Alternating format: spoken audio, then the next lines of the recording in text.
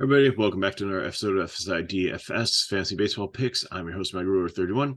If you're looking for the early slate information today, there's a summary video for that. So pause this one, go to the FSi channel, and you can find that video, watch it, and then come on back, and I will be working on the games this evening.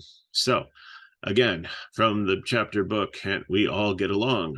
FanDuel and DK cannot get along. So FanDuel added the two earlier evening games, the 6:35 games and 6:40 games onto their slate, and they're calling this the main one, where they broke up the day one. DK had their main 9-game slate starting at noon, and DK only has 4 games starting at 7:20. So I'm going to try to break down both of them. If you look up here, I kind of colored in which games are and teams are on the FanDuel only one. So let's fly through them quickly, and then I'll give you some breakdowns for those.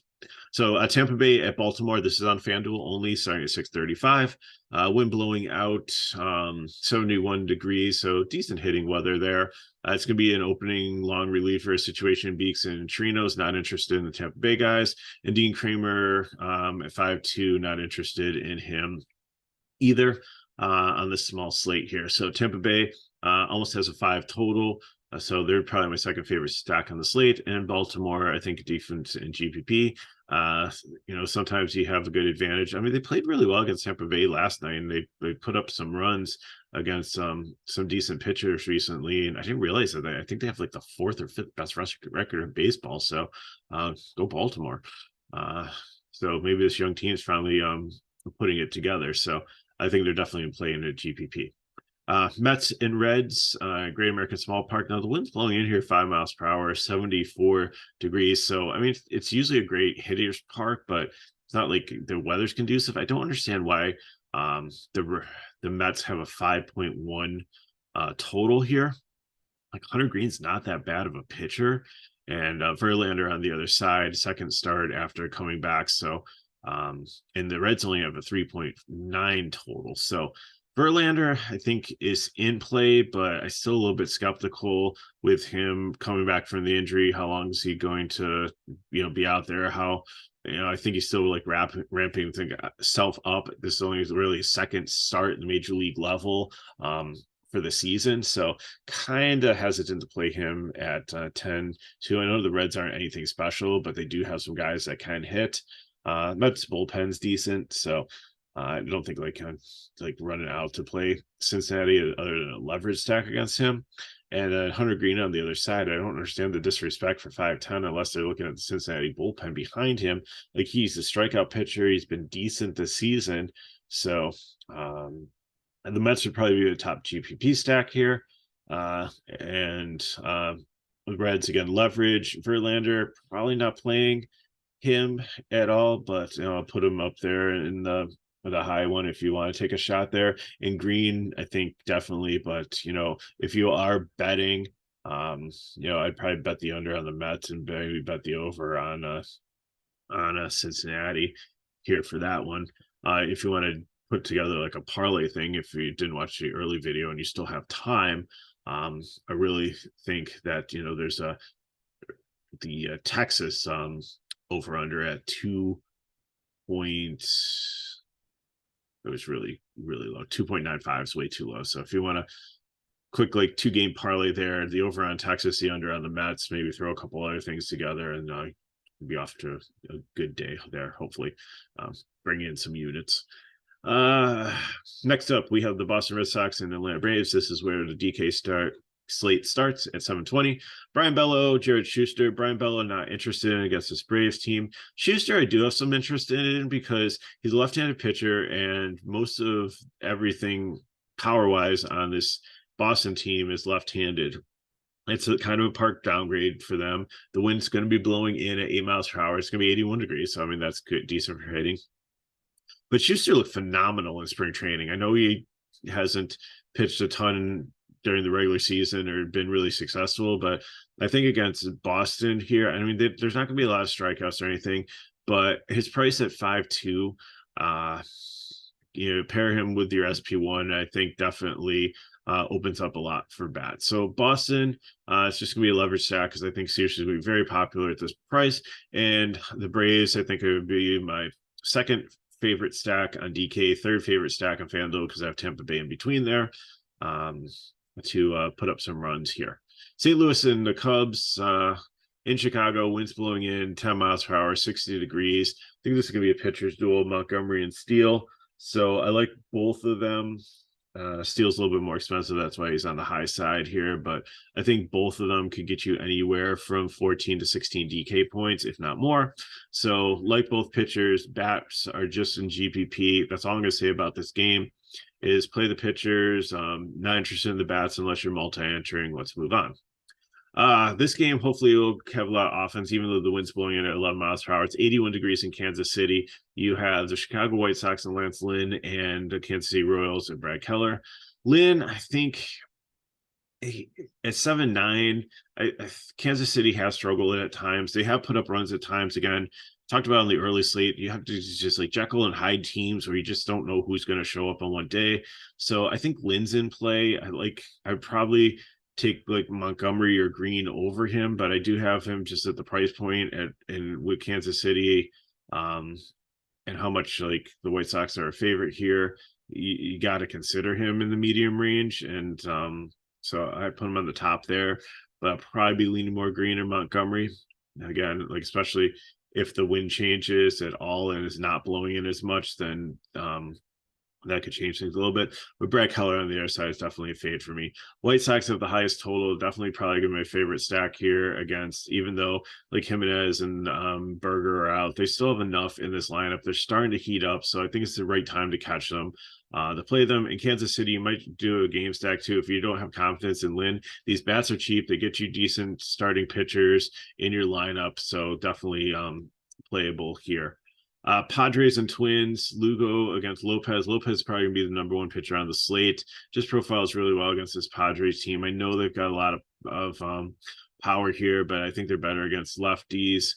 Soto's been having a good month here, but Cronenworth hasn't been great. I know Carpenter heated up a little bit, but not as much. I just really don't see a ton of with the wind blowing in here in Minnesota also. It's 79 degrees, so it's going to be a little bit warmer than normal out there. Sometimes it's cooler in there, but I really like Pablo Lopez, what he's done. There's some K upside, so I'm going to lock him in as my SP1. Lugo on the other side, I don't hate him against Minnesota. I think, again, could go either way. Lugo's been solid, but Minnesota will throw a lot of lefties at him, and like Kepler, and Polanco, the switch hitter, Krylov, Gallo, Gordon.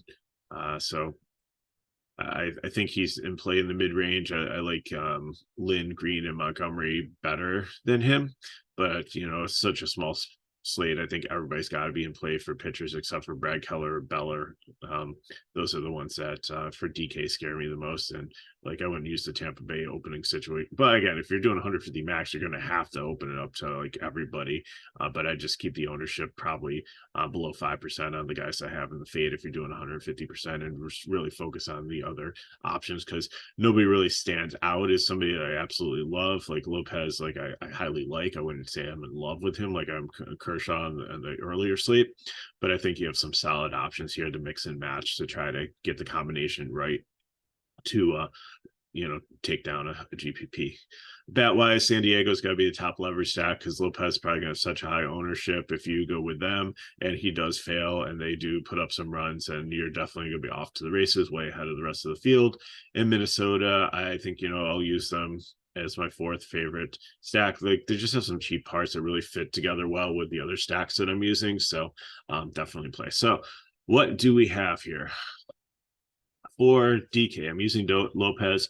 Probably use Schuster as my SP2.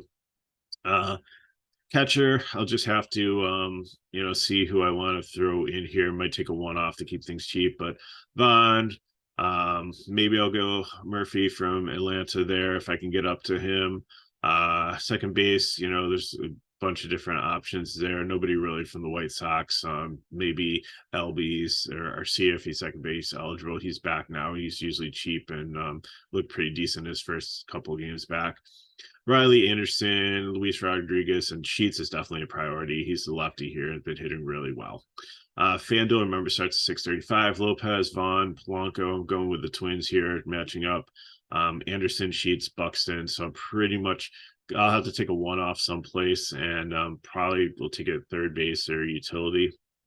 So just have to see, like, I'm probably just gonna find the cheapest guy possible just to throw in there as one-off, just to get the highest price pieces from Chicago and Minnesota as I can.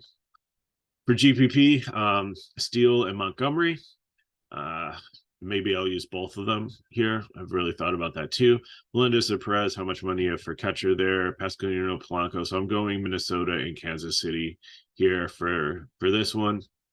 Again, like I said, San Diego would be a great GPP if you're not playing Lopez, or even Boston against Schuster if you want to try to target there, but they're just so left-handed heavy. The Boston righties might make a interesting GPP. But on FanDuel for GPP, I'm going Schuster, Olsen, Riley, Franco, Acuna, Arozarena. Give me Schuster. He's so cheap. You might have to search for him because FanDuel really don't know who's starting, because they're supposed to be, I think, Fried, but he's on the IL with neck stiffness or something. He's only going to miss like a couple starts and then should be back. But Schuster is the one that should be pitching today. So 6K, again, you might need to search for him because he might not have the check mark that he's starting yet.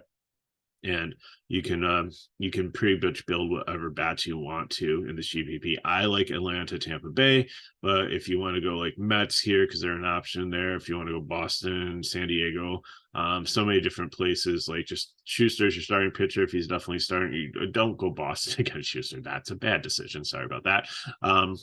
But like San Diego, Atlanta, Tampa Bay, White Sox, Mets, like all, you can play pretty much whoever you want, pretty much with bat wise. When you have a 6K pitcher on FanDuel, it really helps open up salary. So I got for you for this late slate. Thanks for watching this video. Thanks for watching both videos. If you did, if you have any questions, you can put them in the chat below. I know I'm doing this early in the morning, so we're like so far out that so many things could change, or if Schuster's not in or something, then check back at like 6 o'clock. I'll throw out any shout outs or anything if we need to change up anything for the videos to or like information wise if things radically change.